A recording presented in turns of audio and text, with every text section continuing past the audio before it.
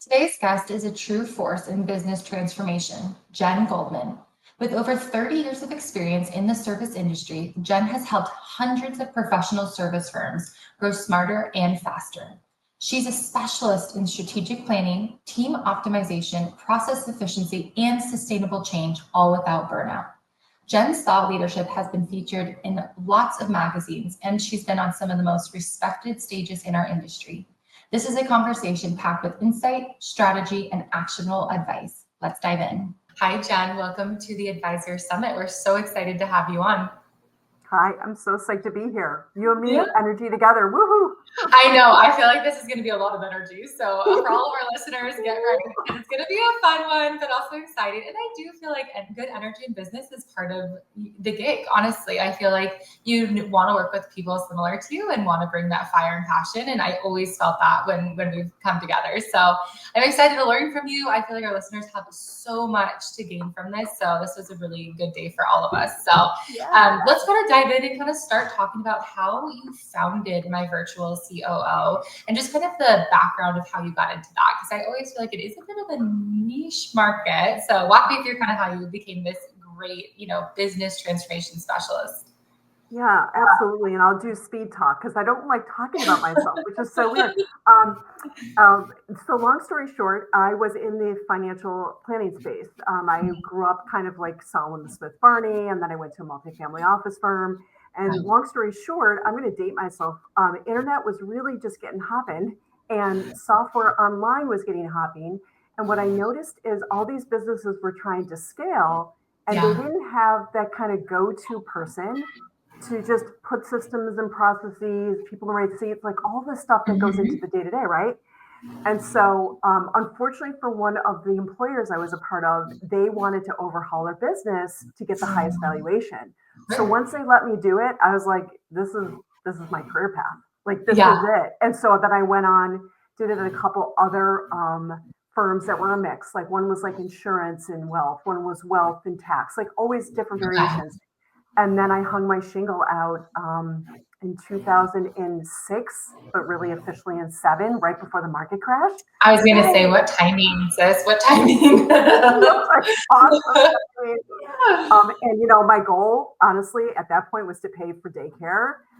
Because with the market crash, I couldn't set the bar any higher than that. I was like, I just need to fund what the bare minimums are. Yes, I feel that. Yeah. Yes, don't you? So and that is almost 20 years ago. And so that's kind of how it all started. And has it always been in the financial advisory space? Has that always been kind of your bread and butter? No. Okay. No. Well, it definitely has been the big market segment because, as you know, I've grown up in it.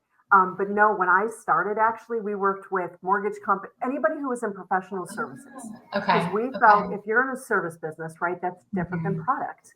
And I also knew I wasn't going to do just-in-time inventory management, all that fun stuff that that those type of consultants do. So we just did professional services.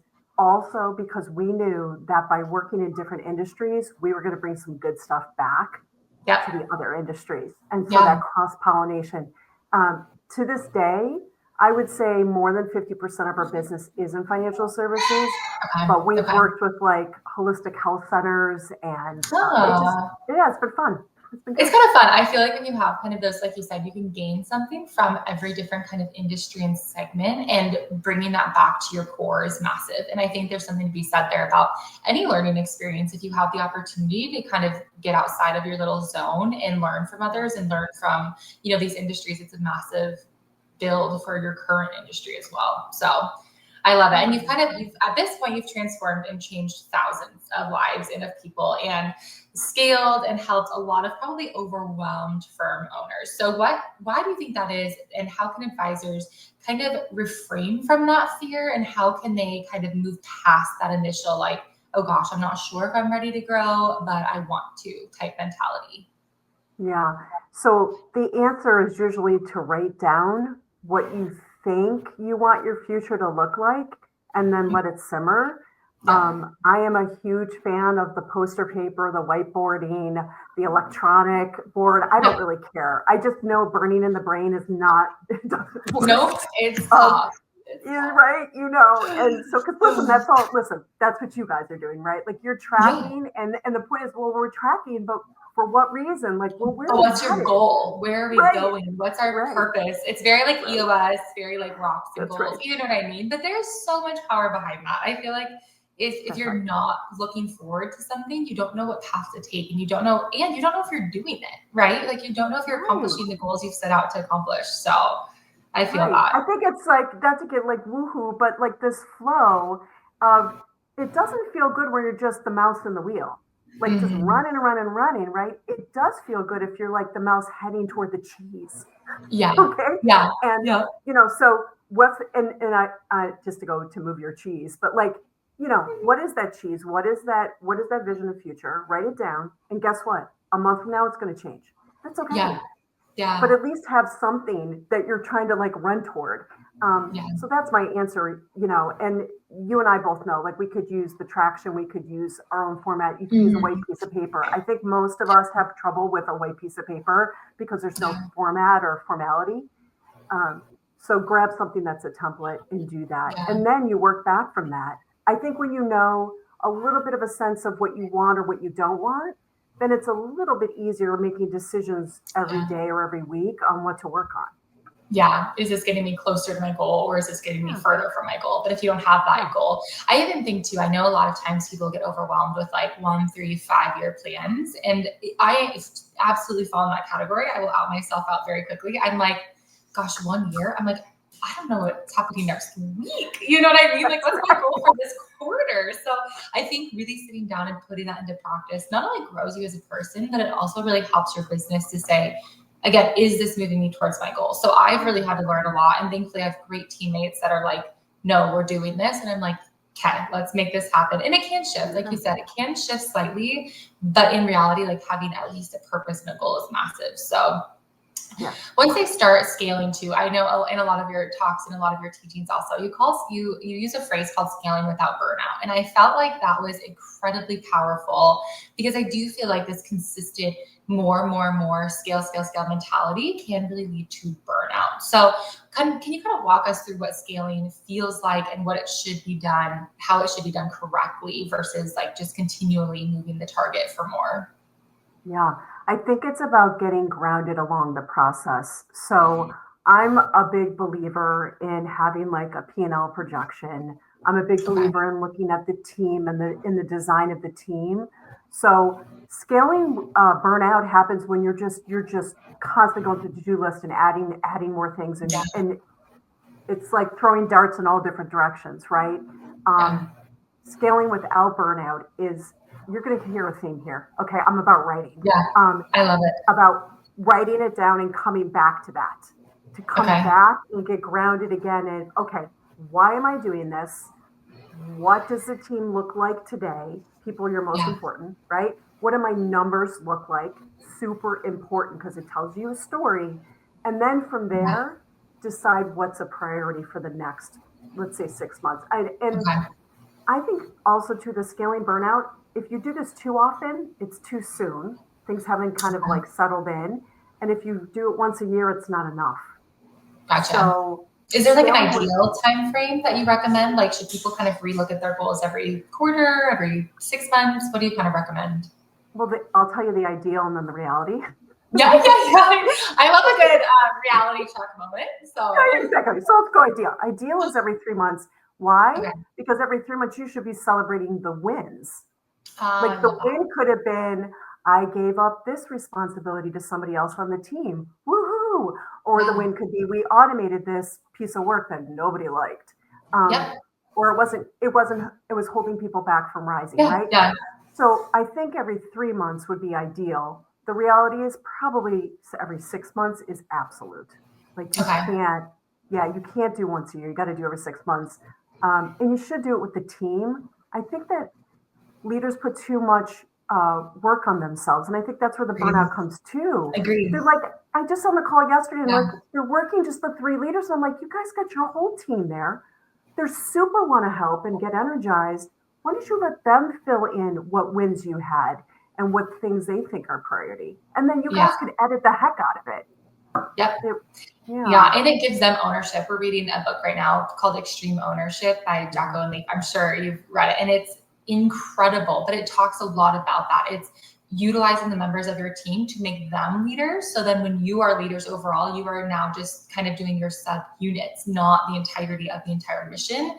It also makes them own their piece a little bit more because they are now responsible and giving them measurable KPIs to know when they are doing well and when they're not doing well. And that's going to be really important as well. So I love that. Yeah. So if you're out there, look at it every 3 months.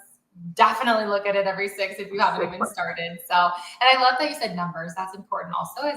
We're firm data believers, and that's really big to us. But I think in any capacity, whether it's not just, your actual numbers as an advisor of setting appointments, keeping appointments, it's the full trajectory of numbers with, are you doing your P&Ls? I think that's huge as well. So that's you talk about kind of 3 methods in your power up your skills on scaling up and on kind of making teams grow. And it's the napkin 5-year production growth, the responsibilities chart, and the P&Ls. Can you kind of walk us through maybe each of those methods and which do you feel like really help unlock the most growth for firms? Well, There's a lot. You would know this better than me. Okay, so let me do napkin first because this resonates completely with what you guys do. Yeah. Writing down what you think you want in terms of revenue and working back to where you are today, that's the napkin growth model. Okay. It is Excel, absolutely. So like reverse engineering it. Like it's reverse, yeah. Because where's the big question mark is the middle, right? It's not where you are today, and it's not where you want to be. It's what does it look like to get there? Yeah. So doing the napkin, if I could just visualize that loud, it's a column per year. And it basically works from the number of clients, the P&L numbers you have today, where you think you want to be in 5 years. And then it pretty much can map out and say, I have to bring on that much more business. Mm-hmm. Whoa. How are we going to do that? Is that marketing? Is it biz dev, whatever, right? Or I want to bring on that much more business. How many more people do I need on the team? Yeah. So the napkin helps you. Yeah. To be fair, most often when we do the napkin calculation, they notch back their goals. I was going to say, does it bring like a sense of reality? Because we offer actually a free tool on our website for advisors with this. And it says, hey, like if your goal is to get X amount of AUM and X amount of annuities, and this is what you did last year, and then it multiplies that, right? So it says, okay, now you need to get 2 times the number of first appointments. And I feel like it is a lot of time to reality check, but also in a good way. You don't want to live in this ethereal kind of anecdotal world where you don't really see what's happening. So I love the napkin. I actually want to do that with our team and say, okay, like if this is our goal, we do the kind of reverse, but I think that is such a key metric for people. Yeah, but I love that you have the tool. That's amazing because listen, we know these like calculators. I grew up with them, right? These online calculators basically said it's like a spot check to the heart, the gut, the mind. Like, am I being realistic about this? Because this is where you see businesses waste so much time and money, and they burn out on the idea of going bigger, but they don't really know the reality of going bigger. Yeah. So that's the one piece. The other piece is the humans. We just did this the other day with FP and talking about responsibilities and authority.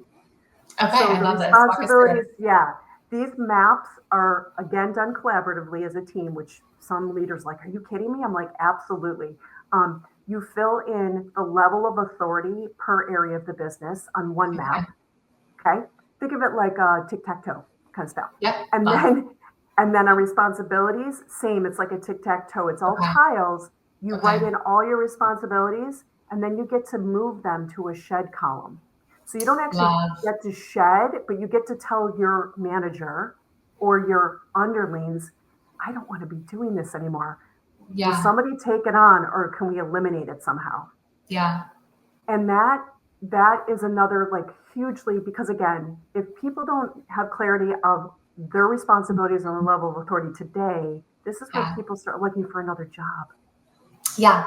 And it's unfair to them. And also it costs you way more time and money to look for more people versus actually fixing the problem. And I find that there is kind of a unrealistic that when you shed or delegate to another person, there's this really horrible connotation to that. Your leader's lazy. They're just getting rid of this because they don't want to do it. And I just had this last week. I was shedding a responsibility for the greater good of the company so that I can do what I do best. And this isn't what I do best. And I'm moving it to a counterpart. But it's like this weird internal feeling like, oh gosh, I'm being lazy because I'm moving this off my plate. And it's not. And I think a lot of advisors, especially like giving them the freedom to say delegation is not a laziness factor, because the entrepreneurial mind and then especially their go, go, go people. And that's not bad. Delegation is not bad. And giving them, and what I find too, like I moved something off my plate and my counterpart was so excited to take it on. He felt honored that he's getting this, this new responsibility, that I trust him enough. And I'm like, I do trust you enough. Like I do want you to take this on. So it's really like you can honor your team and get them to grow in their own, spaces too. But I love what you said too, like making sure they know it. They have to know what they're responsible for. Yeah. I mean, let's bring it to life. Let's say you have a puppy. Okay. Yeah. And you're asking the puppy to go fetch the paper. That's a form of delegation. Is that so wrong? The puppy's like, dude, it's cute. It's exciting. Right? Or like, and this is what I say to anybody who has children. Okay. Yeah. Do you want to hold back your kids from learning and being excited and being empowered? No. How does the kid feel when they learn how to make their first egg on the stove and they don't burn the stove up? Like, come on. Like, this is when you don't delegate to others in a transparent, they don't learn, they don't feel valued, they don't feel like they're being challenged. It's true. You're done at the doorstep with that person. You lose them. And this is the worst part, right? Disengagement. They don't quit. They just mentally disengage. Which is worse. Like I'm always like, just quit before you disengage. Like truly, if this is not your passion, like let me write your recommendation. Let me help you find it. Like I want people on my team that want to be A players or B+ players working to be an A player because they don't know the skill set yet. I think that's so true. Disengagement is not fun. So I love the responsibilities chart. I also know the P&L production. Yeah, let's talk about P&L because this is your animal. So basically, we go simple compared to what you guys do. Okay, to be fair, it's super simple. I love simple. I just it's simple. I'm like, amen, kiss, baby, like all day. Start somewhere, right? So we take the P&L, right, month by month. So download it into Excel, export it. That's a wonderful feature in these programs. Month by month, and then add a few rows. And now anybody in finance could do this in their sleep. So if you're in a different industry, this might be a little harder. It's okay. There's also ChatGPT now and YouTube to help teach you. Absolutely. Or do it for you for that matter. Yeah, honestly. Every time you have a thought, adding a bonus to somebody, hiring more marketing, investing in a contract, whatever it is, you add that line item to the P&L and that cost amount. The reason you're doing that is because you're spot checking your profitability, bottom line. Okay. Love this. And it starts to tell you what more revenue you should be bringing in. So like, I really want to hire this person so that I can offload something. Okay. Let's call it executive assistant. I really want to hire an executive assistant. You put them in the September column. You look at your profit number at the bottom that adjusted. You go to the top and you look at your revenue and go, ooh, I need more revenue. Yeah. So you add a little more revenue in. Now you know your goal of how many clients you need to earn to afford the EA. Love this. Love this. I feel like this is the theme. Reverse engineer it. Like figure it out from the backwards front. Yep. Yeah. Versus in your head, which is the burnout. I mean, the burnout literally, and I'm not an expert. I have a friend, Rachel, who's like, she's the burnout queen, as I call her. But like, you're literally smoking out your brain with burnout. Yeah. Let's not do that anymore. Yeah. Or holding it all in there is hard too, and actually writing it down. And I think that's huge. So like on the front too of, profitability increases. So I think this is something when people come to you, they're obviously ready to scale, they're ready to grow, and they want to increase their profitability. What's one, without doubling their staff? I would also say that I think that's a big thing, that people don't always want more and more staff. They want better processes, more profitability, and earning more clients, etc. So what's maybe one concrete thing that a financial advisor could implement maybe starting this month to move into the direction of scaling up and increasing profitability? Oh, that's a tough one. No, I know, but tough is good, right? Isn't this what we have to deal with? I mean, I'm going to say this. Please don't take offense, whoever's listening. I love it.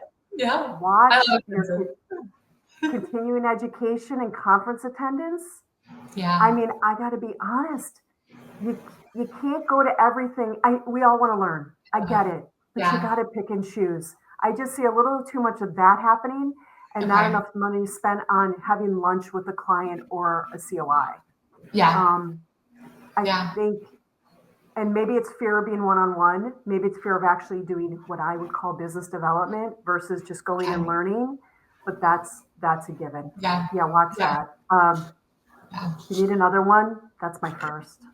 I love it. No, that's perfect. I think that's great. I think utilizing referrals and COIs and really spending time into there. So I think that's huge, and really tapping into your base of existing clients as well. I think a lot of people don't necessarily tap into that. And I'm like, that could be, we just did a study and it was like, gosh, it's could be over 50% of your book is your existing business. So you really need to tap into that as well. So I think too, a lot of firm owners kind of get stuck in this, in the business mentality where they're just working on the business and they're constantly in the weeds of the business instead of owning the business and running the business as a whole. And I think that's by nature. I think they're very financial advisors as a whole. I love that style of person because they're very doers. They're like, boom, boom, boom. I'm going to get it done. There's no stopping me. And I love it. But how do you kind of teach people to shift the framework of the dynamic and give the owners kind of that CEO role versus the advisor role? How do you kind of teach them to kind of get into that mentality? Well, we can use the analogy of if you don't have a plan, what's the point of implementation? I mean, they know True. that if they're a financial planning firm, so right away you Yeah. can kind of throw it back at them. Yeah. Yeah. Yeah, because the plan is the strategy, right? The implementation should be like a no-brainer once you have the plan. Yeah. We can tell that story and kind of get their mind to shift. The other thing is we try to make the strategy easier. They, in their Gotcha. minds, Okay. it's constellation Okay. thinking, right? You do it because you're running a business. I do it, where you have to think about, well, if I change this, what's the trickle effect across the Yeah. business? That Yeah. is really overwhelming to them because their brains are already working on behalf of their clients to do all that. Yeah. So if you Makes make it sense. a little bit easier to connect the dots, and that's what we do a lot with the visual, is say, okay, if you make this change, then this is the trickle effect. And to be fair, you can kind of ask AI these things these days too.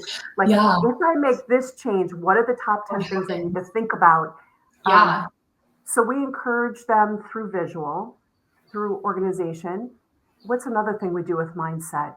Um, I think there's a fear, right? Like I think when you're running a business, maybe it's fear of missing out, the FOMO kind of thing, and to say you're not missing out because you wrote it down. Like you won't Yeah. forget it.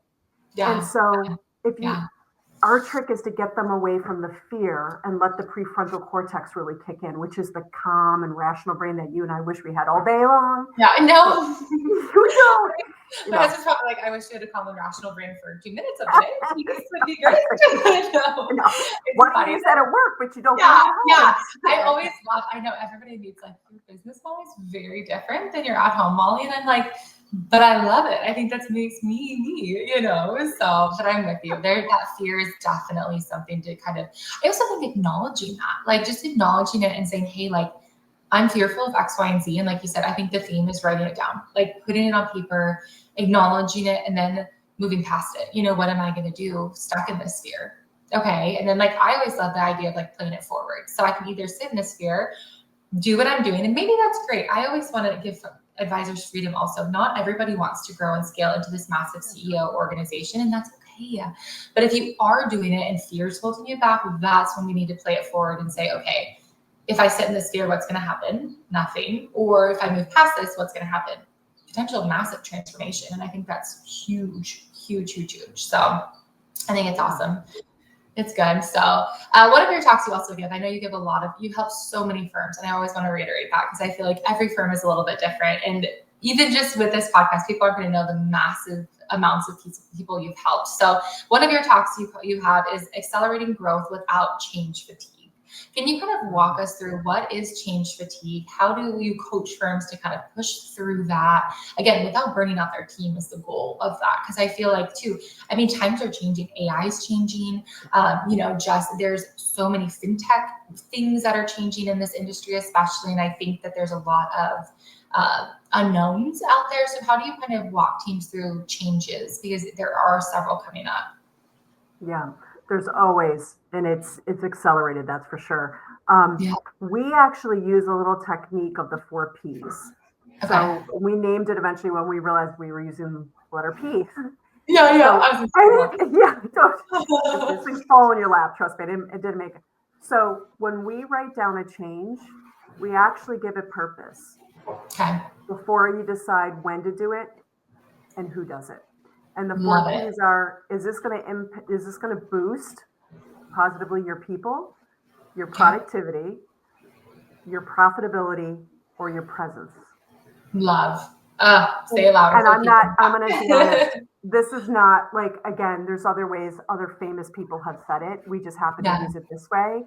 So, and then we always say, share this with your team. So to be fair, this strategic board should not live in the minds of just the leaders. It should be somewhere open. I mean, in a dreamy world, the whiteboards of the internal walls of the office, if you're on site, write down the 3 to 5 major changes and the why, one of the P's. In a hybrid world, obviously we could use electronic and then come back to that. And I always say, could you please at least, this goes back to the quarterly you asked before. Quarterly revisit the major changes and the purpose. Okay. Do you want to, can you relist those 4 Ps again, just so people make sure they get it? Testing me. Yeah. I love it. Yeah. So people, productivity, profitability, and presence. Okay. I love it. I want to bring it also to my team. So selfishly, I want to make sure it's honed in on my head and bring it back to our team. If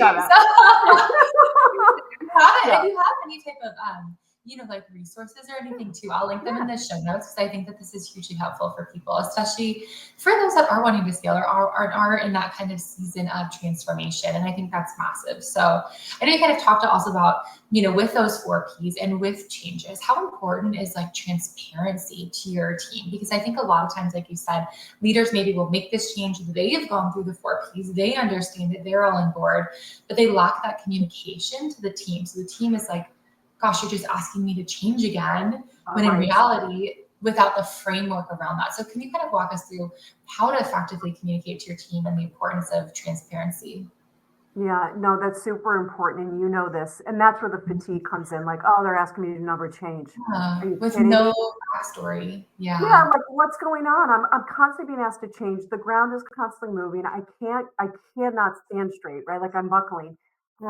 So, again, the communication, I'm going to go back to the whiteboards, the electronic whiteboard, whether it's a monthly or quarterly meeting, just repetition is super important.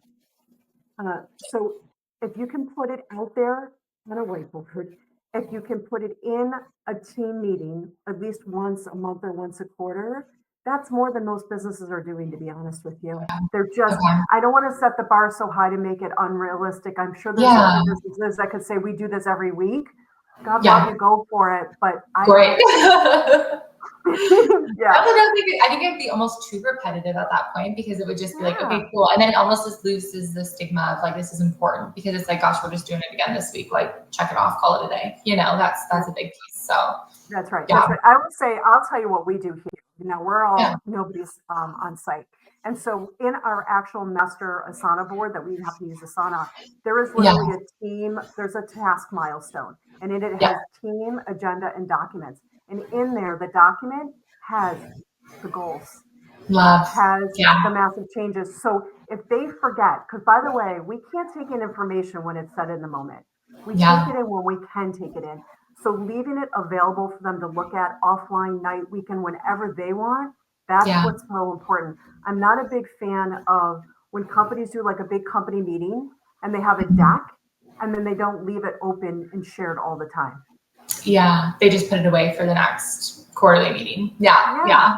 I feel that. Yeah, it has to be visuals to the team. I think that's important too, because we do a lot of quarterly meetings, but I think the visualization of it and the understanding and like the reaching back to goals is huge. So this is a good one for me personally. So I'm like, yes, tell me. I know, but I want to ask you what you see, because honestly, what you see is a lot too. This is the psychology of growth and making hard decisions.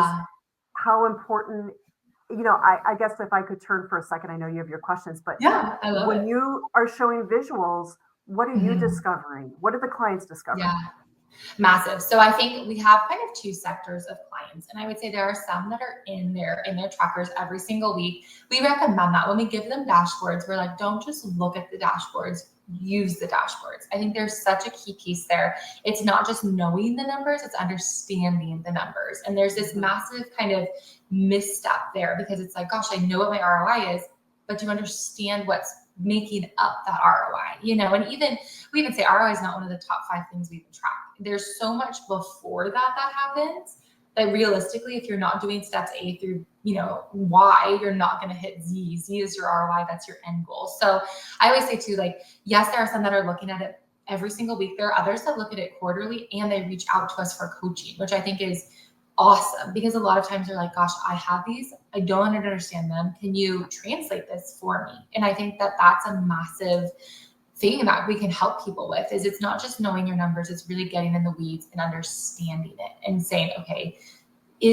am I going to make the actions needed for this to become my outcome? And again, reverse engineering it. I think that's a massive theme and giving people that freedom to make changes because of the numbers. We oftentimes have to, but I also say get to be a little bit of the bad guy because we're coming in and saying, this is not working for you based on the numbers. And the advisors are going, gosh, I've known this for a long time, but I just never wanted to move away from it because I didn't know it in a numbers data metric format. So I always just am a big proponent, look at your numbers, make decisions by your numbers, because at the end of the day, that's going to be a big thing. So yeah, I think it takes some of the emotion out and some of the ego. And I don't mean ego in a greedy way, by the way, in the narcissistic way. I just mean the actual ego. If you guys, people that read, understand what I'm saying, that you're so right. And also, listen, I don't know about you, but I'm attached to my business. My business is my baby. Yeah, it's our babies. I can't see everything. Even when I'm looking at stuff, I can't see it clearly with no emotion. Yeah. So I love that you have 2 options, but I also love that quarterly cadence. That's awesome. Yeah. I think too, like for where your services really come in is having that third party perspective. That is huge. And having someone come in and say, hey, this is what I'm seeing. I've done this a lot before. I'm wanting to help your business, knowing I'm on your side, but like there are changes that need to be made and like let's implement that. And I think that's too like a lot of the aha moments that you probably get in workshops. Like, can you walk us through maybe some of those common like, oh my gosh, yes, like you're so correct. Like for me, it's the 4 Ps. I'm like, gosh, I need to implement that tomorrow. Yeah. But what are some of the things that you just feel like really help clients that maybe are actionable items today for advisors? Yeah, I found one of the biggest aha moments is when we do the authority chart and they find that their names are in like most of the boxes. Yeah. One of those things where I don't have to say a word. I just let them sit in that and like, oh my God, no wonder I feel like awful. Yeah. So that's a huge one. To do that exercise is absolutely that's pivotal. The other one in tying into your calculator, the aha moment of where I am today, where I want to be, and that middle section, that napkin growth calculation, huge, absolutely huge. It's a game changer. I think those 3 things are massive for any organization, not just advisors, but knowing and understanding like the roles and everything. So I think too, like a lot of times, not every advisor's goal is just to scale. It also is a bit of a legacy goal and an impact goal. And I love the financial advisory space for this, that it is very driven by the need and want to help people. And that's a massive thing. So how should leaders think differently if they want a business to outlast them versus they maybe just want this kind of more smaller scale shop? Is there a certain mindset that you recommend to build that kind of legacy goal? Yeah, I'm going to borrow from Strategic Coach, but it's called like self-managing company, right? Whether you're small or big, to build legacy, you have to be able to take a month off and know the business can run without you. Yeah. Okay. With the same theme. So test it out with 2 days off and then 3 days off and then a week off. And really, that's how you make it a legacy firm. You test it and you slowly build toward that. And the words out of your mouth among your team are, we are built, part of your mission, we're building a legacy. We're building a legacy, and say it over and over, because sometimes you may say it and not even believe it yet, or you might not even know what that means. But I think to practice saying that. Yeah, that's huge. And getting your team on board with that. Like we're all in this together and building this legacy and not just going through things. So I think that that's huge. So I think you do a lot of other talks. We focused a lot today on scaling, but you do a lot, of other things. What are some other kind of practical ways that people can build a good, solid business? Is there any other like talks that you want to touch on, or any other kind of pieces of advice you have for advisors? I would say the theme for the last year has been around communication. So if I could just, yes, and very much encourage clear communication between team members, managing up, managing down, managing across. So I'm going to make it real simple. When you want something done, you write the 4 W's. So this is a Toyota thing that I took away. You write the what, the why, the who, and the when every time you write something to somebody else. Okay. I think we're rushing. It's normal. We're stressed, very normal, especially now. Just put your 4 W's in your communications, and that is a game changer. Okay. As well. Okay. Yeah. What else?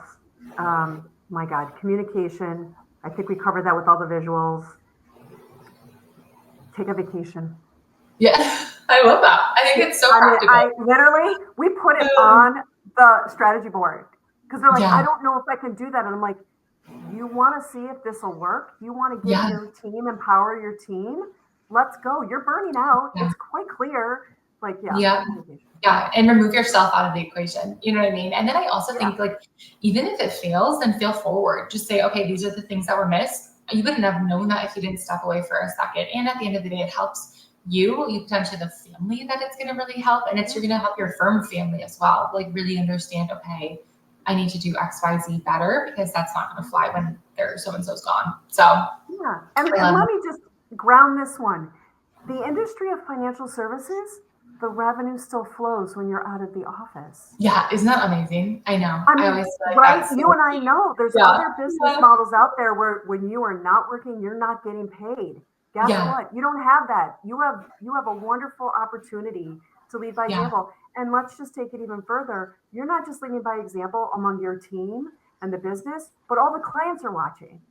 And those clients run businesses or they're part of businesses. Like the viral trickle effect of giving forward and showing by example is just incredible. It's incredible. Yeah. And giving your freedom for the team, like you said, the trickle effect, like it's okay. I think I love this about the European mindset as well, is I have a lot of family over there. So they do 6 weeks of vacation every single year. And it's for everybody. And this is just like very common and normal. And it's nothing, I love America. It's nothing against America. I just feel like in this kind of, we're in this mindset of like, we have to always work. Like that is our only goal in life. We have to be continuously working.